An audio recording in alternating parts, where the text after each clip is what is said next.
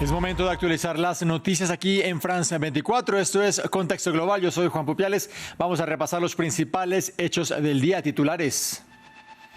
Hay conmoción en Estados Unidos luego de que dos miembros de la Guardia Nacional fueran atacados a tiros cerca de la Casa Blanca en Washington, D.C.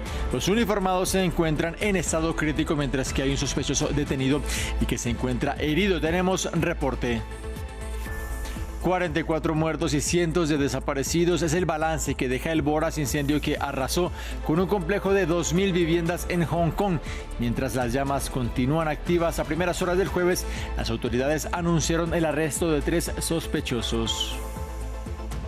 Golpe de estado en Guinea-Bissau. Los militares anunciaron tener el control total de este país del oeste de África. El presidente saliente se encuentra arrestado y se suspendió el proceso electoral que estaba en marcha desde el pasado domingo.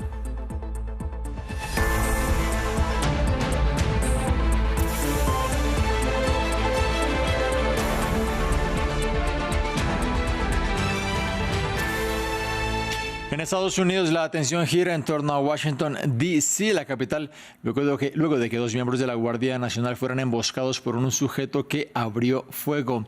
Los uniformados se encuentran en estado crítico, de acuerdo con el FBI, que desmintió una información preliminar que señalaba su fallecimiento. El atentado tuvo lugar cerca de la Casa Blanca y deja al sospechoso detenido y herido, según las autoridades. Este sujeto sería de nacionalidad afgana, citan fuentes de la agencia de noticias AP. La administración de Donald Trump anunció el despliegue de 500 efectivos adicionales que se unen ya a los 2.000 que están en esta ciudad, según la Casa Blanca, para combatir la criminalidad en una maniobra criticada por la oposición demócrata. Previamente, desde el terreno nos amplió nuestra corresponsal Natalia Cabrera. Sí, efectivamente, a mi espalda sucedió este tiroteo en el que, según la alcaldesa de la ciudad, Muriel Bowser, fue un ataque dirigido a estos integrantes de la Guardia Nacional y este hombre habría actuado solo, según dijeron las autoridades, y lo que hizo fue hacer una emboscada en contra de los guardias que estaban realizando este patrullaje por este sector que, como lo mencionabas, también está muy cerca de la Casa Blanca, está a escasamente 1 cuadra, 2 cuadras, y es una zona completamente segura que no tiene altos índices de criminalidad, por lo cual pues la gente está muy consternada de que esto haya ocurrido en este lugar. El FBI está liderando esta investigación justamente y el servicio secreto, sin embargo, lo que dijo es que también quiere determinar si dentro de esta emboscada, como la han calificado, también había blancos de personas protegidas por el servicio secreto o que estuvieran en la Casa Blanca, que fueran funcionarios de la Casa Blanca. En este sentido, el perímetro alrededor del hecho fue cercado, alrededor de la Casa Blanca también, y hemos podido constatar también un incremento de la seguridad con todas estas patrullas de la policía, también perros que están entrenados para detectar explosivos en las estaciones del metro y en general un refuerzo total de la seguridad. Como una locura imperial, calificó el ministro del Interior de Venezuela, Diosdado Cabello, la reciente colaboración anunciada entre República Dominicana y Estados Unidos.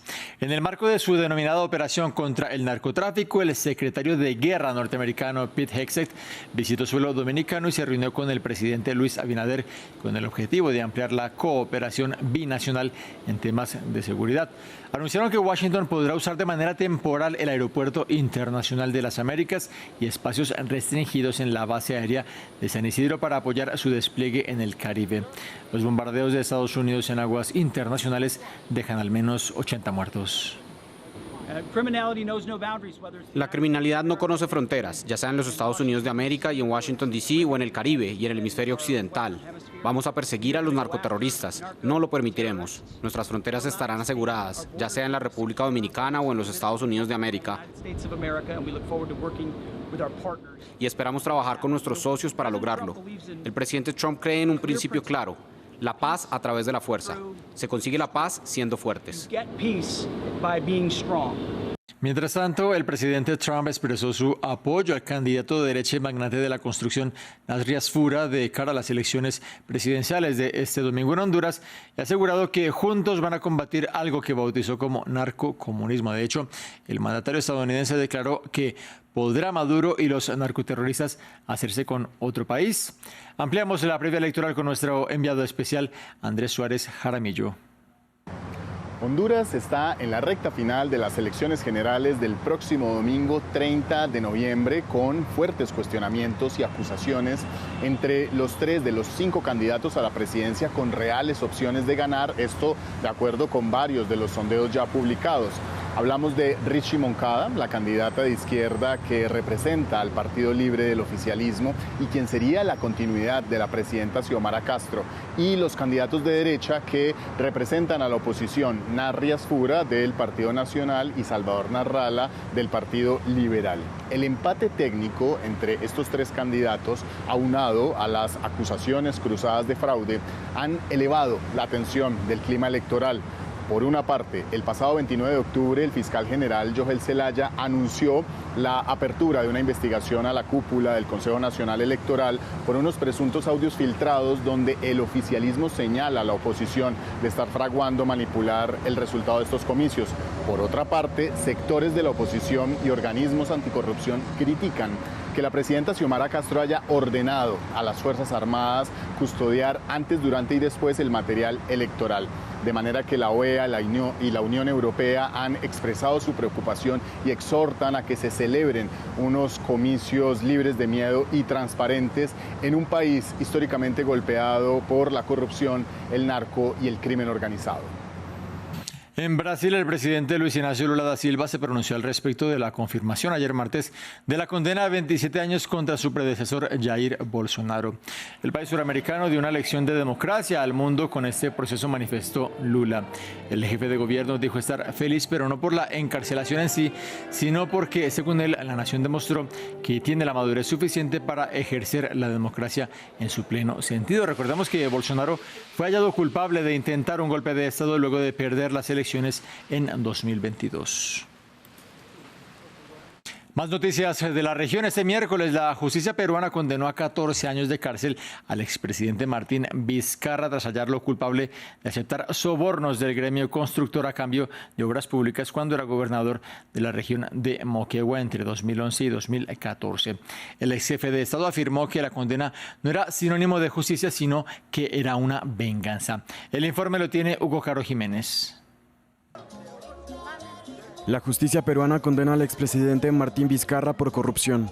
Ese fue el veredicto que dictó un tribunal este miércoles, que halló culpable al exmandatario de aceptar sobornos equivalentes a $676.000 de empresas constructoras a cambio de obras públicas mientras era gobernador de la región de Moquegua entre 2011 y 2014. La sumatoria pena completa total son 14 años. En consecuencia, la pena a imponerse al acusado Martín Alberto Vizcarra Cornejo será de 14 años de pena privativa de la libertad. Durante el juicio que comenzó el pasado octubre, el exmandatario negó los cargos, bajo el argumento de que estaba siendo víctima de persecución política. Vizcarra, que ahora deberá ir a prisión, llegó al poder en 2018 tras la renuncia de su predecesor, Pedro Pablo Kuczynski, para ser destituido solo 2 años después en medio de investigaciones por corrupción. Ahora el acusado asegura que su hermano, Mario Vizcarra, quien planea postularse a las presidenciales de 2026, representará su legado. Me han sentenciado por enfrentar al pacto mafioso. No es justicia, es venganza, pero no me van a doblegar. La respuesta está en las urnas. Mi hermano Mario Vizcarra continuará esta lucha por ustedes. El Perú es primero y nadie podrá silenciarlo. Con la condena a Vizcarra, la crisis política e institucional en Perú se reaviva, con 6 presidentes en el poder desde 2018, debido a juicios y renuncias impulsadas por escándalos de corrupción. De hecho, los expresidentes Alejandro Toledo y Ollanta Humala también han sido condenados por corrupción, mientras que el exmandatario Pedro Castillo se encuentra detenido por presunta rebelión. Cambiamos de tema. En noticias de la guerra en Gaza, Israel devolvió al enclave los cuerpos de otros 15 palestinos con ayuda de la Cruz Roja. Esto un día después de que Hamás entregara los restos de otro de los rehenes fallecidos en cautiverio y que ya fueran identificados por las autoridades israelíes. Se trata del más reciente intercambio en el marco del alto el fuego pactado por Estados Unidos, cuya primera fase ya está llegando a su final. Por ahora, solo 2 cadáveres de rehenes permanecen en territorio gazatí. Uno es un ciudadano israelí y el otro es tailandés.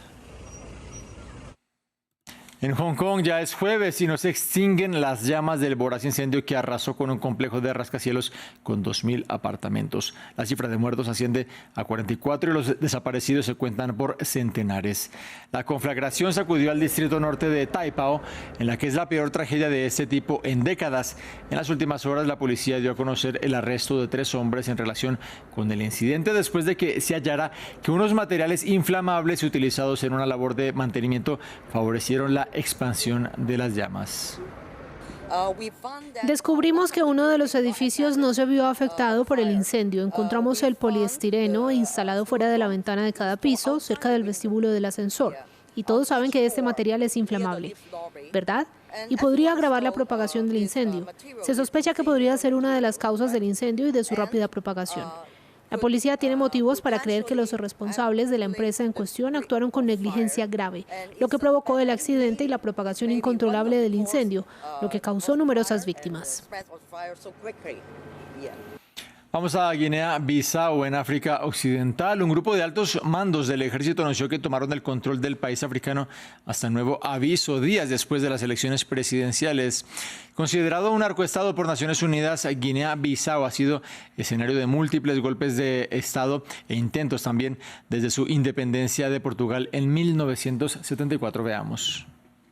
Marcada por golpes de Estado durante los últimos 50 años, la pequeña nación de Guinea-Bissau en África Occidental ha luchado por encontrar una estabilidad a largo plazo desde que se independizó. Tras casi 12 años de lucha armada, el país se liberó de su antiguo colonizador Portugal en 1974. Se fundó la República de Guinea-Bissau y se estableció la Constitución en 1984. Desde entonces, los golpes de Estado y los intentos de golpe han sacudido al país. La nación ha sufrido 4 golpes de Estado y nada menos que 17 intentos de golpes de Estado. Estos últimos acontecimientos ocurren exactamente 2 años después del intento anterior, cuando el presidente Umaro Sissoco ya dirigía el país. En noviembre de 2023, una facción de la Guardia Nacional que había liberado a ministros acusados de corrupción se enfrentó a las fuerzas gubernamentales. Un año antes, 11 personas murieron en lo que el presidente calificó como un intento de asesinato de varios miembros del gobierno, justo después de otros 2 intentos de golpes de Estado en 2020 y 2019. En 2012, el último golpe de Estado exitoso, cuando se derrocó al presidente interino Raimundo Pereira en plena campaña electoral. Y en 2003, el presidente Kumba Yala se vio obligado a dimitir tras un periodo de inestabilidad política. Presidente de la República. Mientras que el presidente Nino Vieira fue asesinado en 2009 en lo que se cree fue un ataque por venganza. El 40% de los 2,2 millones de habitantes del país viven en pobreza extrema, sufriendo las consecuencias de la corrupción y el tráfico de drogas. Durante mucho tiempo, un centro del tránsito de cocaína entre Sudamérica y Europa. Las drogas suelen entrar al país a través de sus islas. Guinea-Bissau es el único país africano calificado como narcoestado por las Naciones Unidas. Este término es usado cuando el gobierno, el poder judicial y el ejército han sido infiltrados por los carteles y cuando el gobierno desempeña un papel activo en el control del tráfico de drogas. Y hay expectativa mundial ante el estreno de la 5ª y última temporada de la serie de Netflix Stranger Things. La premier del primer episodio tiene lugar a las 8 de la noche, hora del este, en Estados Unidos, la cual coincide con el horario de Bogotá, Lima y Quito. En la previa de este lanzamiento, las 4 temporadas anteriores de la saga hicieron historia al entrar en el top 10 de producciones más vistas.